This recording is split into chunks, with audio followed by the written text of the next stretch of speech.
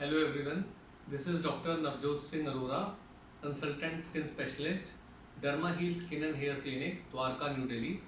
आज हम बोटॉक्स के बारे में बात करने वाले हैं।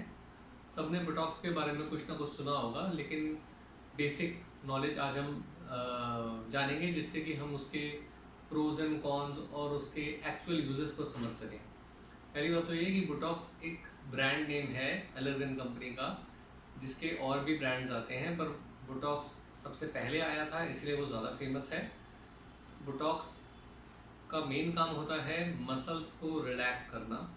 ये एक इंजेक्टेबल सॉल्यूशन है जो अगर मसल्स में इंजेक्ट किया जाए तो ये उनको टेम्परेरीली पैरालाइज कर देगा कुछ महीनों के लिए।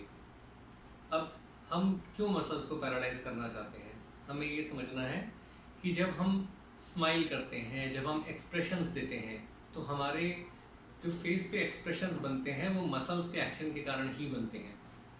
जैसे जैसे एज हमारी बढ़ती जाती है, हमारे मसल्स की जो एक्टिविटी है वो इंक्रीज होने के कारण और स्किन पतली होने के कारण वो एक्सप्रेशंस रिंकल्स की तरह दिखाई देने लगते हैं। जैसे कुछ लोग हंसते हैं तो उनके आईज के आसपास बहुत ज़्यादा रिंकल्स आते हैं, जिन्हें क्रोस फीट कहते हैं। इसी तरह कुछ लोग जब ऊपर देखते हैं तो उनके बहुत ज़्यादा फोरहेड पे लाइंस बन जाती हैं, गहरी गहरी लाइंस बन जाती हैं, जिन्हें फोरहेड लाइंस कहते हैं। कुछ लोग जब थोड़ा सा गुस्से वाला शक्ल बनाते हैं या फिर थोड़ा सा अचंभित वाली शक्ल बनाते हैं तो उनके इस एरिया में या तो हॉरिजॉन्टल लाइन बन जाती है या वर्टिकल लाइन बन जाती है, जो एक अनहैप्पी लुक देती है। इन्हें ग्लबेलर लाइंस या फ्राउन लाइंस कहते हैं। इन सब लाइंस का रीज़न होता है muscle activity, hypertrophic muscle activity, मतलब मसल ज़्यादा एक्टिविटी कर रही है। तो अगर हम इनको कुछ हद तक मसल्स को पैरालाइज कर दें तो लाइंस कम बनती हैं, जिसके कारण एजिंग का अंदाज़ा कम लगता है और ओवरऑल फेस का टेक्सचर और ओवरऑल ये एरिया थोड़ा स्मूथ दिखने लगता है। अब बोटॉक्स की अच्छी बात यह है कि अगर उसे सही तरीके से लगाया जाए तो उसका result with in 2 to 3 days आना शुरू हो जाता है।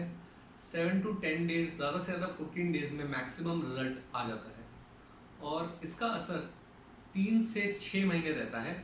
अलग अलग पेशेंट में अलग अलग रिजल्ट रहता है। 3 मंथ्स तो करीब करीब रहता ही है, किसी किसी में 4 महीने, 5 महीने या 6 महीने भी रह जाता है। इसका मतलब यह है कि जब वो एक्सप्रेशंस देंगे तो एक्सप्रेशन से बढ़ने वाले रिंकल उतने नहीं बढ़ेंगे जितना पहले बढ़ते थे। इसका ये मतलब नहीं है कि बिना एक्सप्रेशन के किसी किसी के जो फेस पे रिंकल रहते हैं वो चले जाएंगे, क्योंकि ये मसल को रिलैक्स कर रहा है। तो जब हम एक्सप्रेशन दे ही नहीं रहे हैं तब हमारी मसल एक्टिविटी वैसे भी नहीं है, तब ये काम नहीं करता। इसीलिए ऐसे पेशेंट्स जिनके स्टैटिक रिंकल्स हैं, यानी बिना एक्सप्रेशन दिए बहुत डीप रिंकल्स हैं और उनको उन रिंकल्स का ट्रीटमेंट चाहिए, उसके लिए बोटॉक्स नहीं यूजफुल है। सिर्फ ये उन्हीं रिंकल्स पे ज़्यादा काम करेगा जो एक्सप्रेशन देने के बाद बढ़ते हैं, जैसे कि क्रोज फीट, फोरहेड लाइंस और फ्राउन लाइंस। कुछ हद तक नोज पे होने वाले इस एरिया में रिंकल्स, हल्के फुल्के अंडर आई वाले रिंकल्स पे भी ये काम कर सकता है। अब लोगों को लगता है कि बोटॉक्स तो एक पॉइजन है, इसको हम इंजेक्ट करेंगे तो ये आगे जाके कोई नुकसान करेगा। तो कई सालों की स्टडीज़ के बाद ये चीज़ें मार्केट में आई हैं। अगर हम बोटॉक्स की बात करें जो हम लोग ह्यूमन बॉडी में इंजेक्ट कर रहे हैं वो यूनिट्स में होता है। उसको पॉइजनस होने के लिए किलोस के भाव देना पड़ेगा, जो कि ऑब्वियसली हम नहीं दे रहे हैं। तो इसीलिए जिस तरीके से उसे बनाया गया है और जिस तरीके से उसके वायल्स अवेलेबल हैं उसमें टॉक्सिसिटी का कोई सवाल ही पैदा नहीं होता। दूसरा, लोगों को लगता है कि अगर बोटॉक्स कर दिया तो उसके बाद फेस अननेचुरल लुक देगा। ये ज़रूरी नहीं है। अगर सही तरीके से सही यूनिट सही मसल में इंजेक्ट किए जाए तो अननेचुरल लुक नहीं आती है, लुक नेचुरल रहती है, बस रिंकल्स कम दिखने लगते हैं और ओवरऑल फेस का जो स्मूथनेस है वो बढ़ जाती है, जिसके कारण एजिंग 5 से 10 साल तक फेस की कम लगने लगती है, डिपेंडिंग अपॉन कि हमने कैसा पेशेंट चुना और उसको एग्जैक्टली कितना रिक्वायरमेंट था बोटॉक्स का। या फिर बोटुलिनम टॉक्सिन का। साइड इफेक्ट्स की बात करें तो अगर बोटॉक्स की यूनिट्स सही मसल में ना लगाई जाए या फिर किसी मसल में ज़्यादा लगा दी जाए तो असिमेट्री आ सकती है, जैसे एक साइड की स्पॉकिंग होना और एक साइड नीचे रहना, या फिर एक साइड के रिंकल्स कम दिखना, दूसरी साइड के ज़्यादा दिखना। लेकिन इसको बैलेंस करने के लिए अगर हम दूसरी साइड में बोटॉक्स कर दें या उस साइड में हम कोई और ट्रीटमेंट कर दें जो कि उसको रिलैक्स कर सके या फिर उसको हाइड कर सके, तो इतनी प्रॉब्लम्स नहीं आती हैं। मतलब अगर हम बोटॉक्स का सही इस्तेमाल करें तो प्रॉब्लम्स ना के बराबर आती हैं।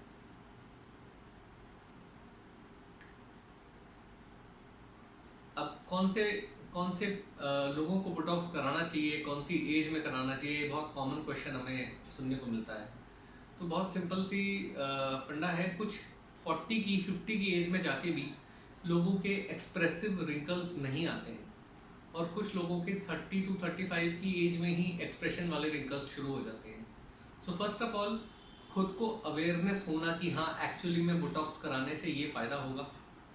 दूसरा, उसके लिए ज़बरदस्ती का डर अपने मन में ना बिठाना। और तीसरा, अनरियलिस्टिक एक्सपेक्टेशन ना रखना। अगर आपकी एक्सपेक्टेशन है कि हाँ बोटॉक्स एक बार कर दिया और वो ज़िंदगी भर के रिंकल्स ठीक हो जाएंगे, तो ऑब्वियसली ऐसा नहीं होगा। दूसरी एक्सपेक्टेशन है कि जो स्टैटिक रिंकल्स हैं, यानी कि जो बिना एक्सप्रेशन देने पे भी लाइंस बन रही हैं, वो ठीक हो जाएंगी, तो ऐसा नहीं होगा। तीसरी, अगर आपको लगता है कि केवल बोटॉक्स करने से ही सारा एंटी एजिंग का ट्रीटमेंट हो जाएगा, तो ऐसा नहीं होगा। बोटॉक्स केवल मसल्स की लेयर पे काम करेगा। अब अगर आपका फेस सैग कर रहा है, अगर आपके लोअर फेस में हैवीनेस है, अगर आपकी जॉ लाइन डिफाइंड नहीं है, अगर आपका आईब्रो बहुत ज़्यादा ड्रूपी है, तो केवल बोटॉक्स करने से इतनी सारी चीज़ों का सॉल्यूशन नहीं मिलेगा। So botox is one small step in the anti ageing treatment, it is not the anti ageing treatment. I hope I was able to make all the myths and facts come to your knowledge about the Botox, and that is the botulinum toxin treatment. And thank you everyone.